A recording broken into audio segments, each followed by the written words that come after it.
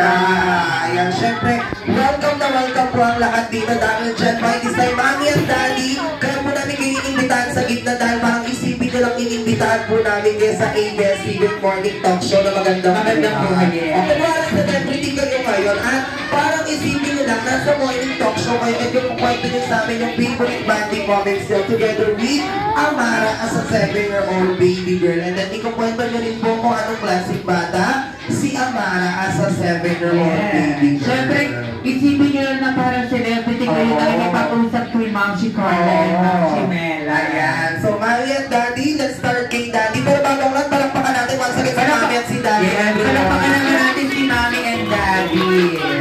Ayan, siyempre, unahin natin si Mami. Si Mami. Ayan. Mami Maris, by this time, welcome yung pulakan ng ating mga guests. Hello everyone, salamat sa pagpunta. Alam natin ang traffic pero sige, push natin tapos. Gumaw pa rin. Yes. Ayan, so by this time, Mami Maris, ano po yung mga favorite banding moments nyo? Ano yung madalas yung banding moments or daily routine na ginagawa ni Amara sa 7-year-old? Malimit kaming maghiyawan. Maghiyawan? Bakit, Mami? Araw-araw?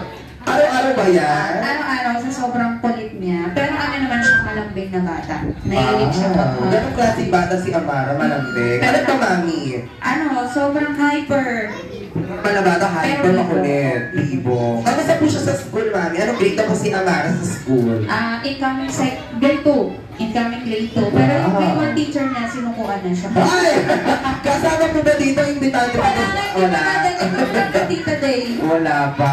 Ayan. Pero kamusta okay naman po siya sa school as Yes, of okay naman. now? Maganda naman. Okay naman. Ayan. So, nagkaroon po, Mami, ano po yung birthday wish nyo kay Amara? Ang wish ko sana, huwag ka nang maging pasaway.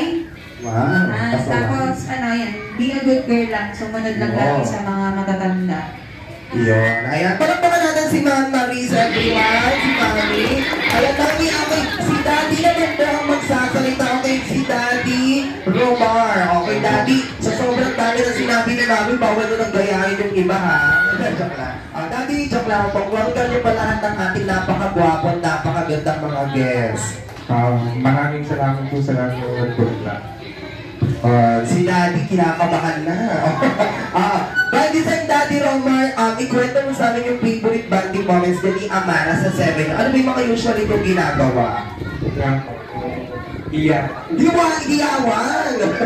Hiyawan contest pa lang ano ni Amara. Ano ba, Daddy? Bukod sa hiyawan.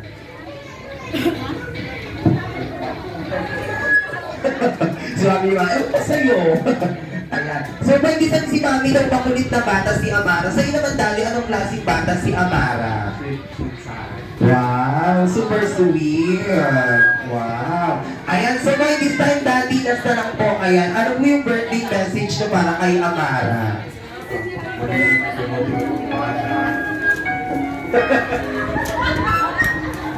Medyo nagiging emotional lang po si Daddy. Ano ba, Daddy? Kasama po sa firma niyo yung Mami. Medyo ka. Sige, Daddy, alam ko ba yung gusto sabihin? Love niya nung ganyan yung papa. Ano pa, Daddy? Sige, Daddy, naging emotional. At syempre, good health. Ayan, importante yan. Ayan, palakpakan natin si Daddy, everyone. Once again. Thank you so much, Mami and Daddy. Maraming salamat po, Mami and Daddy. Kaya naman, Kuya Cedric, para sa ating unang game, syempre, excited na akong itulong sa Ako na kaya itong unang game natin. Ayan, so boy, this time, Kuya Cedric, syempre, itong game na to, hindi siya pang laro Pinoy. Yes, tsaka very unique po. Very unique itong game na to, napakasimple ng ating Yes, At tsaka bagong-bago. At hindi pa natin siya napapalala sa ibang Jollibee Games Park. Special talaga for Amara. Kaya naman itong game natin ay tatawagin natin Bring Me. Di ba? Bagong-bago. Ayan. Kaya naman sa boy design, sabi ni Best Friend Jollibee ako excited na daw siyang pumunta sa birthday celebration ni Amara. Ano ba na-imbitahan pa rin si Best Friend Jollibee? Kaya naman sabi ni Best Friend Jollibee, siya ay nagmamadaling pumunta dito sa Jollibee na Yan, nagmamadali na si Jollibee.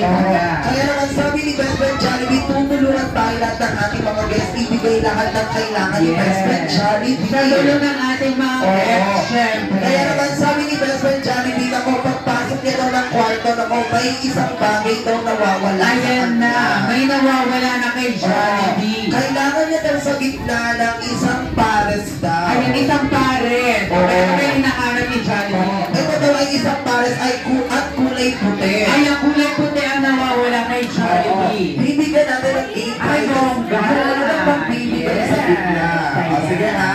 Kailangan daw ni Jollibee sa gitna ng isang pares. Isang pares? Oo, kulay puti at mahaba. Kulay puti at mahaba ang hinahanap ni At ito Jollibee. daw ay sinusuot bago ang sapatos. O, bago ang sapatos, saka ang kaya yun. Kailangan mo Okay, get ready, kids. Kailangan na ni Jollibee hawak-hawak sa gitna. Pumunta dito sa gitna. Hawak For kami. 5 seconds, bring me. O, sige ha. Okay, ano For yun, ano yun? 5 seconds, bring me. Isang mahabang medyas ko. 5, 4, 3, 2, 1. Okay, meron tayong isa nagbigay. Dito ka bibigay. Ayan. Bago ko ibigay yung game prizes, tanungin natin ang pangalan ng nagbigay. Okay, bibigay what's your name? Ay, sayang. Tapos na. sayang. Hindi nakahabol. O, sige. Ayan, babigay mamaya. Sige, tanungin natin ang pangalan. Ako po, hindi niya alam yung pangalan niya. What's your name, baby? English! Ay, English Baka pala. gusto natin yung bata. Naku, wala bang bawi English What's your dito? name? Ay, si Adi! Wow, napakababa na ni Adi. Okay, Adi, where do you live? Nawalan Tagalog. Ako yung bata maniligaw ata. Nakita na ba si Adi? Talaga na si Adi! Adi, here's your game prizes. Adi, here's your game prizes. Ayan, magsulat-sulat na kayong bakasyon. Yeah. Yan. Thank you so much, Adi. Ayan, so boy, this time salamat kay Adi. Daming may isang pares sa ng medyo si Jollibee. Nakapag-ready na siya nakapagsabi.